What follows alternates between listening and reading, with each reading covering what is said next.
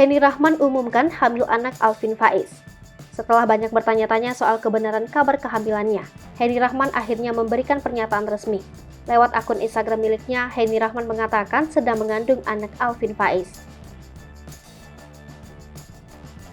Berawal dari timbulnya jerawat di sekitar hidung dan pipi, Henny Rahman mengaku curiga. Ia mengaku tidak biasanya wajahnya timbul jerawat. Henny Rahman memutuskan untuk melakukan perawatan karena merasa terganggu dengan jerawat yang muncul. Tapi sang bunda melarangnya lantaran memiliki firasat lain. Penasaran dengan hasil yang didapatkan, Henny Rahman akhirnya kembali melakukan tes kehamilan pada alat kehamilan digital dan hasilnya positif. Hal ini membuat dirinya sangat bahagia. Sang suami Alvin Faiz juga bahagia menyambut kabar baik ini.